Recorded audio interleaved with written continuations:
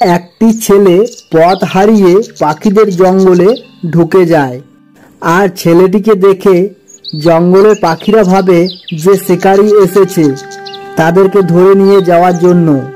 তাই তারা ছেলেটির দিকে পাথর ছুঁড়তে থাকে। তখন ছেলেটি তাদেরকে বলে, আমি শিকারী নয়, আমি তোমাদের কোনো ক্ষতি করতে আসিনি। কিন্তু পাখিরা তার কোনো কথাই শোনে না। তাই ছেলেটি প্রাণ বাঁচানোর জন্য দৌড়াতে থাকে। আর এদিকে একটি গাছের উপর থেকে পরী সবটা দেখছিল। তারপর সে ছেলেটিকে বাঁচানোর জন্য তাকে আকাশে তুলে নিয়ে যায়। তারপর পরী ছেলেটিকে নিয়ে একটা নিরিবিলি জায়গায় নামায়, আর ছেলেটির কাছ থেকে জানতে চায় যে তোমাকে পাখিরা কেন তাড়া করছিল। তার উত্তরে ছেলেটি বলে, আমি পথ ভুল করে চলে এসেছি, কিন্তু পাখিরা আমার কোনো কথাই শুনতে চায় না। ওরা ভাবে আমি ওদেরকে ধরে নিয়ে যেতে এসেছি। এই বলে ছেলেটি পরীকে বলে, তুমি আমাকে আমার মা বাবার কাছে দিয়ে এসো। তখন পরীটা বলে, এখন তো সন্ধ্যা হয়ে এসেছে, তাই আজ রাতটা বরং এখানে থাকো, কাল দেখা যাবে। এই বলে ছেলেটিকে নিয়ে যায় টুনি পাখির কাছে। তারপর পরী টুনিকে সবটা বলে। সব শুনে টুনি ছেলেটিকে বলে, তোমার কোনো ভয় নেই, তুমি আমার বাড়িতে থাকতে পারো। পরীটা সেখান থেকে চলে যায়। এইভাবে বেশ কিছুদিন কেটে যায়। পরী ছেলেটির মা বাবাকে খুঁজে পায় না। একদিন পরী ছেলেটিকে বলে, এত তো খুঁজলাম, কই তোমার বাবা মাকে পেলাম না, ওরা মনে হয় নিজেদের বাড়ি ফিরে গেছে। পরীর মুখে একথা শুনে ছেলেটি খুব মন খারাপ হয়ে যায়।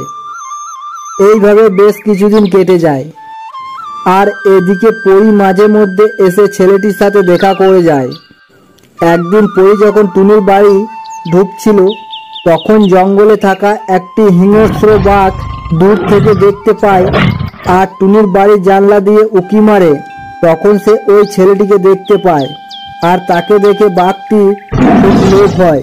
তারপর একদিন যখন ছেলেটি টুনির বাড়ির উঠানে খেলছিল, তখন বাঘটি তার সামনে চলে আসে, আর যেই তাকে খেতে যাবে অমনি টুনি চলে আসে।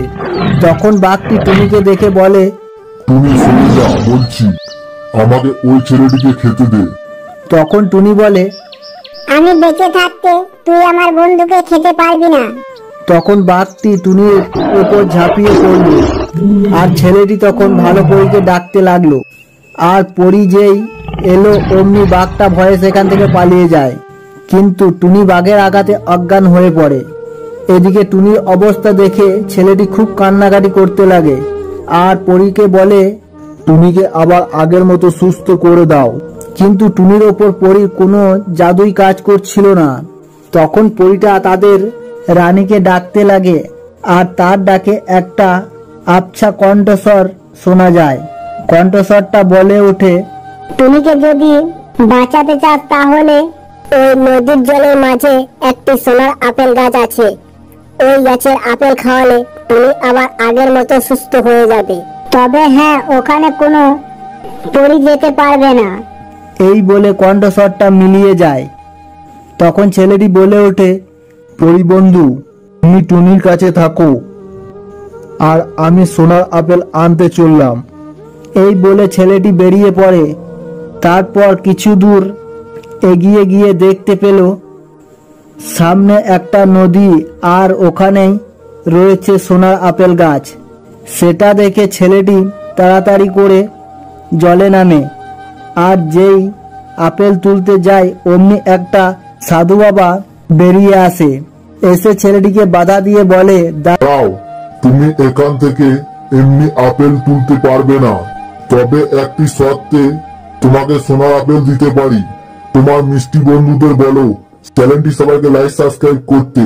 তখন ছেলেটি বলে, আমার মিষ্টি বন্ধুরা সব চ্যানেলটি সাবস্ক্রাইব, ভিডিওটি লাইক করে দাও প্লিজ বন্ধুরা, না হলে এই সাধু বাবা আমাকে আপেল দেবে না, আর আমি আমার বন্ধুকে বাঁচাতে পারবো না। ওই মিষ্টি বন্ধুরা খুব ভালো, সবাই লাইক সাবস্ক্রাইব করা শুরু করে দিয়েছে। এই নে সোনার আপেল। ছেলেটি সেই আপেলটি নিয়ে সে তাড়াতাড়ি এসে টুনিকে আপেলটা খাইয়ে দেয় আর টুনি আবার আগের মতো সুস্থ হয়ে যায়। তারপর থেকে তারা তিন বন্ধু মিলে আবার আগের মতো দিন কাটাতে লাগলো।